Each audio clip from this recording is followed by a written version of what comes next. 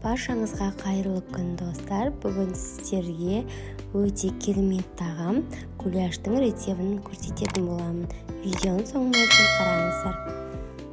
Ең алдымен бізге табамызға, қызып тұрған табамызға азғантай майымызды құйып аламыз. Сосын оның үстіне кесектеп туралған етімізді саламыз. Жақсылап қызартып қуырамыз.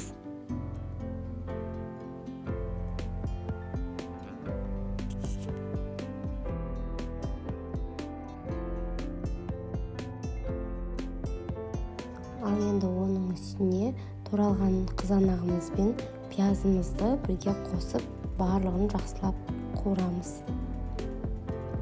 Егер де сіздерде томат пастасы болса, оны салғандарыңыз жақсы. Мен қызанақты салдым. Ал енді біз оның гарниріне пюрені жасайтын боламыз. Пюрені бірінші картопты пісіріп алып, жақсылап езіп аламыз. Оның үстіне дәм кіргізу үшін кішкене сары майымызды қосып, барлығын жақсылап араластырып аламыз. Ал енді жаңа табадағы пісіп жатқан гуляшымызға үстіне дәміне қарай тұз, бұрыш, өздеріңіздің қалауларыңыз бойынша қосасыздар. Барлығын қызартып, жақсылап қуырып аламыз. Сосын оның үстіне азғантай суымызды құямыз. Бетін жауып, бұқтырып, жақсылап жарты сағаттай 15-20 минуттай қайнатып аламыз.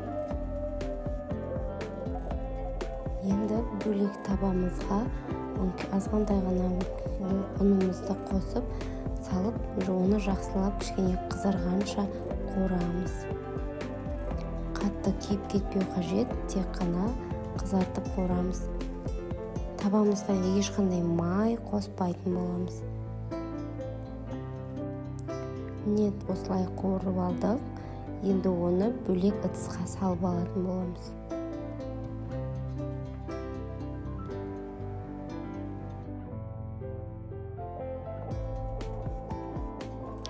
Енді қуырған ұнның үстіне кішкене көз мөлшерімен кішкене ғана су құйып аламыз.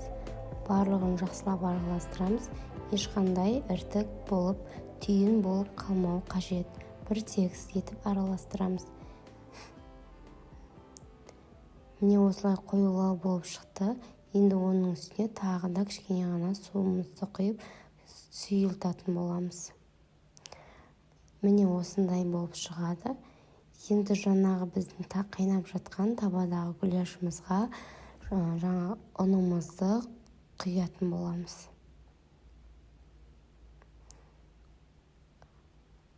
Сосын араластырып, оны да бір 10-15 минуттай қайнатып аламыз.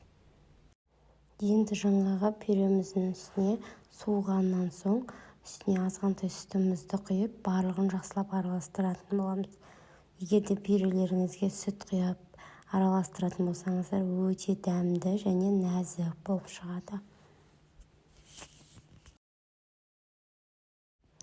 Міне біздің астарымыз дайын болды. Енді оны пюрені тәрелкеге салып, үстіне жаңағы гуляшымызды құйып, подливкасын дастарханға ұсынамыз.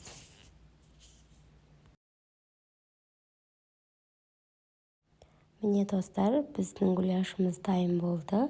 Міндетті түрде жасап көріңіздер және отбасыларыңызды қуантыңыздар. Өте дәмді болып шығады. Қош сау болыңыздар.